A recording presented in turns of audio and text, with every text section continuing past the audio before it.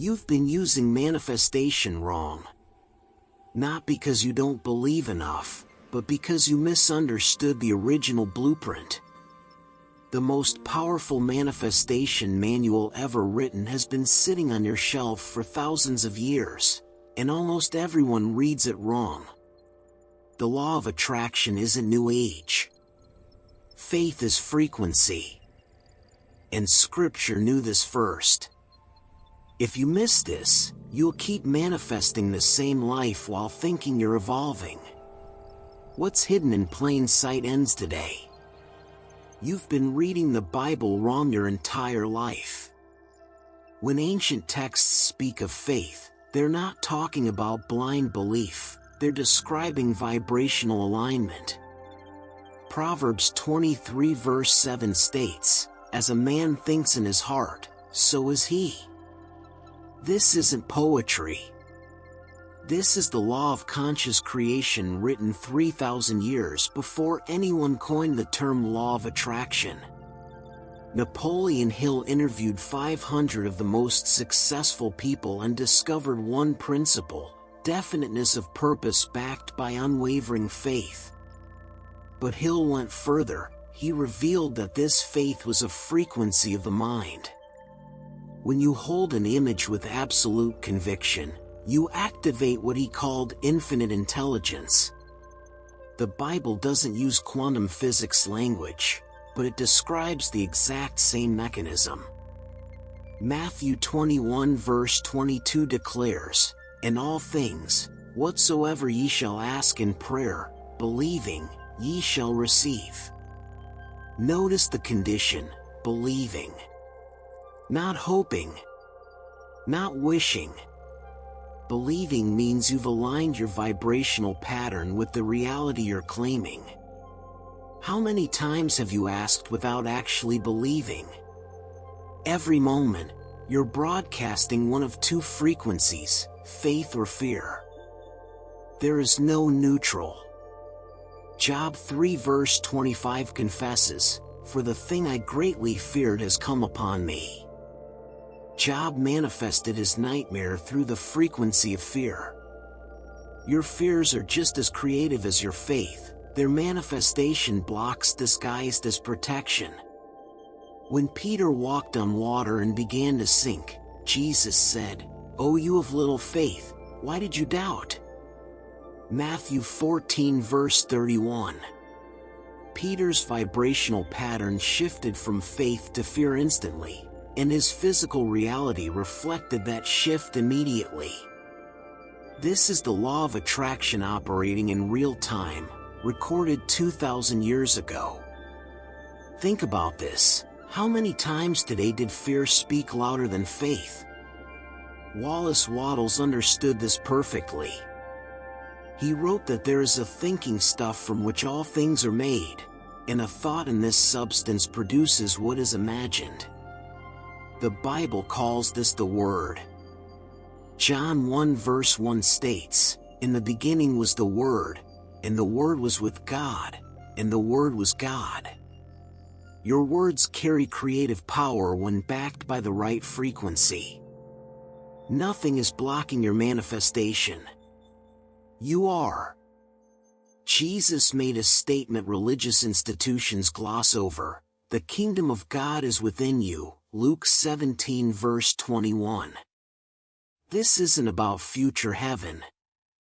This is about the power center of conscious creation in your awareness right now. Your spiritual awareness is the kingdom, the source from which all manifestation springs. Romans 12 verse 2 instructs, "Be transformed by the renewing of your mind." Transformation doesn't come from external circumstances changing, it comes from shifting your inner alignment. When your mind is renewed, your vibrational pattern shifts, and your reality reorganizes to match. This isn't religious doctrine. This is energetic law. Dr. Joseph Murphy studied the subconscious as fertile soil where thoughts are planted. The Bible uses the same metaphor. Mark 4 verses 26 to 27 describes the kingdom as a man scattering seed. It grows night and day, though he knows not how. Your subconscious works on your dominant thoughts automatically, manifesting them into form without your conscious effort.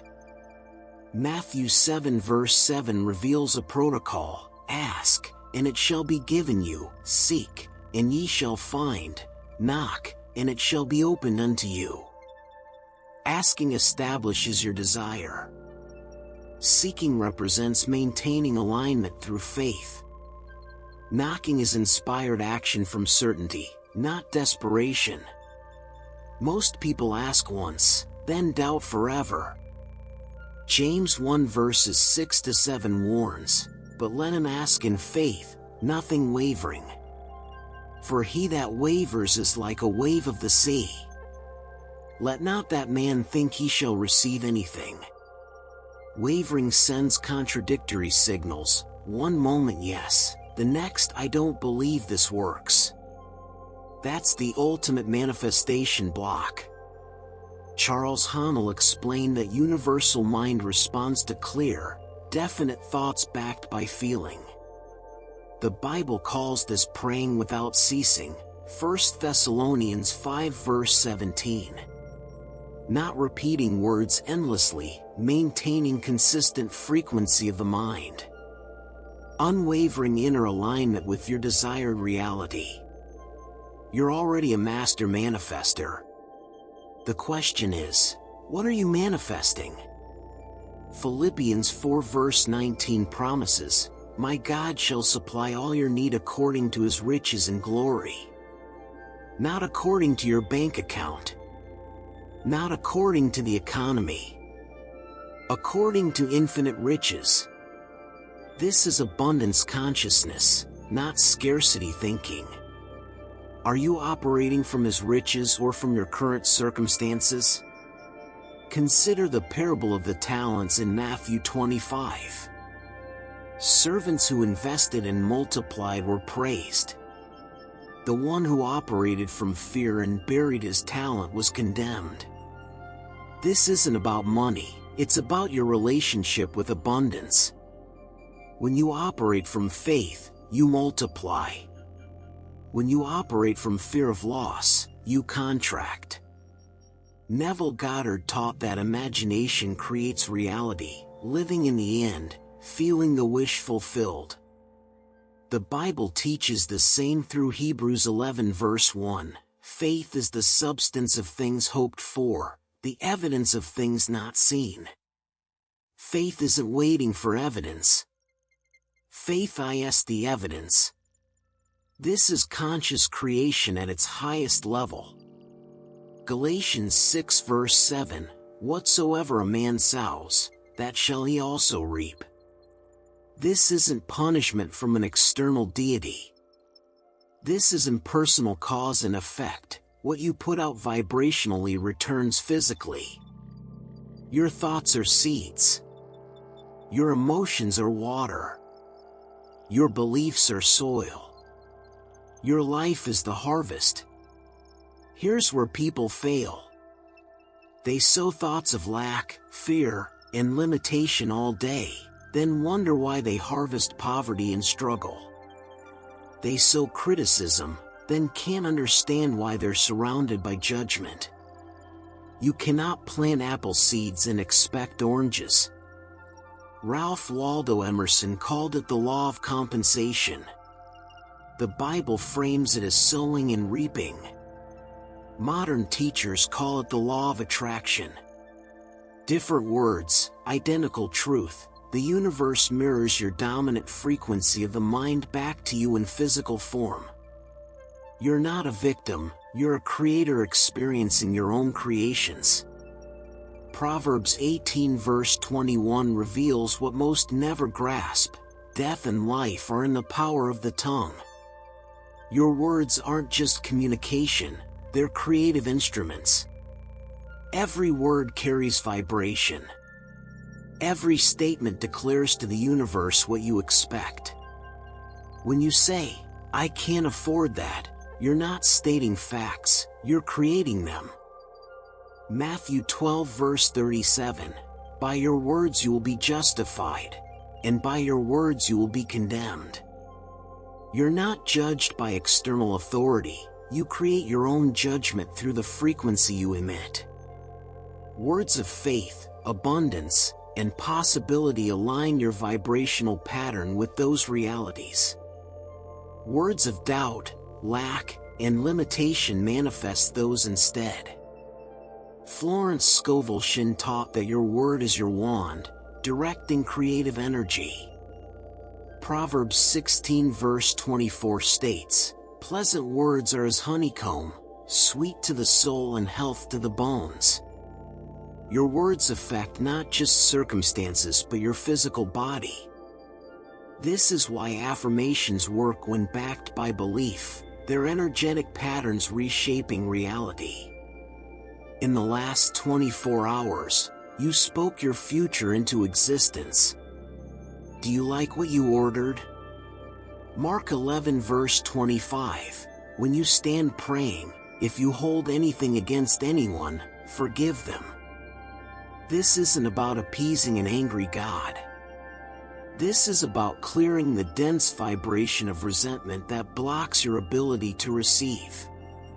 Holding grudges, nursing wounds, clinging to victimhood, these are manifestation blocks disguised as righteous anger. When you vibrate at the frequency of unforgiveness, you cannot simultaneously vibrate at the frequency of abundance, love, or success. It's energetically impossible. Your spiritual awareness cannot expand while contracted in bitterness. Forgiveness isn't about the other person, it's about freeing yourself to manifest. Catherine Ponder taught that forgiveness is a prosperity law. When you forgive, you release negative energy draining your creative power. The Bible connects forgiveness directly to answered prayer. If your desires aren't manifesting, check your heart for unforgiveness. That's likely where your inner alignment is broken. Romans 12 verse 2 doesn't say, pray harder and hope. It says, be transformed by the renewing of your mind. Transformation is an inside job. Your outer world never changes until your inner world changes first. This is inner alignment, and it's been in the Bible the entire time. Most people try to change circumstances through action alone. They work harder, strategize better, hustle endlessly, but never shift their frequency of the mind. Then they wonder why, despite effort, they recreate the same patterns. Your subconscious programming must be rewritten. External change without internal transformation is temporary at best. Dr. Wayne Dyer taught that when you change how you look at things, the things you look at change. The Bible said it first, as he thinks in his heart, so is he. Proverbs 23 verse 7. Your thoughts create perception. Perception creates vibration. Vibration creates reality. This is the chain of conscious creation. 2 Corinthians 5 verse 7, we walk by faith, not by sight. This is where most fail. They look at current circumstances, empty bank account, rejection, diagnosis, and let what they see dictate their vibration. But conscious creation requires holding the frequency of your desire even when physical reality hasn't caught up yet. Abraham mastered this. Romans 4 verse 17 says he believed in God who calls those things which do not exist as though they did. Abraham called himself father of many nations before having a single child. He wasn't lying, he was operating from a higher vibrational pattern where his desire was already fulfilled. This is abundance consciousness in action. Greg Braden teaches that feeling is the prayer. Hebrews 11 verse 1 agrees, Faith is the substance of things hoped for, the evidence of things not seen. When you feel your desire is already real, you're tuning into the frequency where it exists. You're manifesting through spiritual awareness, not physical sight. This is the secret the Bible has been revealing all along. Listen carefully. Everything in modern self-help books, everything promoted as New Age wisdom, it's all in the Bible. The law of attraction isn't new. It's eternal. It's woven into creation itself. You are not powerless. You are a creator made in the image of the ultimate creator. Your thoughts carry power. Your words shape reality. Your faith, your unwavering inner alignment, moves mountains. Mark 11 verse 23 promises that if you believe and don't doubt, you will have whatever you say.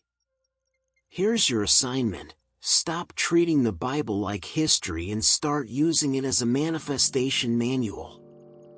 Stop separating spiritual from practical. The kingdom is within you. The power is in your consciousness. The frequency of the mind you hold right now is creating your tomorrow. The question isn't whether the law of attraction is real. The question is, now that you know the Bible has been teaching it all along, what will you do? Because knowledge without application is just information. But knowledge applied with faith? That's transformation. That's you finally stepping into who you really are, a conscious creator operating in alignment with universal law. Your move.